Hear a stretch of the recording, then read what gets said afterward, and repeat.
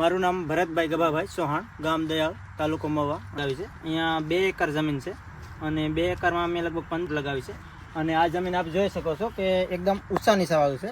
જેમ કે આમાં ખુલ્લું પાણી આપવું હોય તો કોઈ રીતે આપી ન શકાય એ રીતનું છે. માનો કે અહીંથી પાણી ન જાય, ઓલી બાજુથી ન આ બાજુથી ન, એ રીતની ડુંગરા પથરાવ જેવી જમીન છે.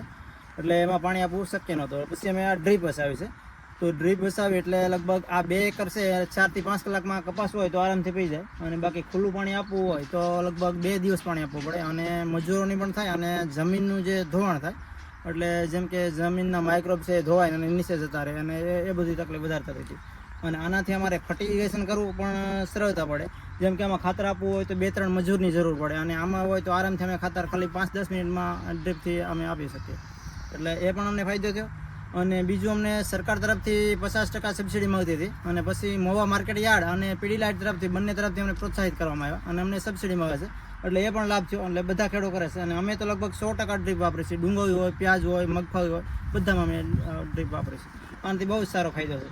જ્યારે પણ પાણીની ખેંચ હોય ત્યારે 2 કલાક આપો તો 10 વીઘા જમીનમાં આરામથી તમે પાઈ શકો, અને પાણી વધે નહીં. ચોમાસાનું જો બારિશની ઋતુ હોય, કોઈ ફર્ટિગેશન કરવું હોય તો આરામથી કરી શકીએ. એટલે એના ફાયદા બહુ સારા છે, બધાને વાપરવું જોઈએ.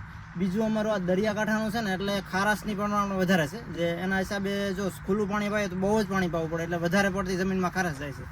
તો આમાં ખારાશ પણ ઓછી જાય છે જમીનમાં, અને ઓછા પાણી આરામથી થઈ શકે છે. અને વધુ પણ પીત લઈ શકાય. જેમ કે 5 વીઘાનું લેતા હોય તો 10 વીઘાનું, 15 વીઘાનું પીત આરામથી આમાં લઈ શકાય છે. અને મહેનત મજૂરી પણ ઓછી લાગે છે એકદમ. ટપક એક વખત આમાં પાછી દીધા પછી આપણે 4 મહિના કે 8 મહિનાનો પાક હોય તો આરામથી તમે કરી શકો.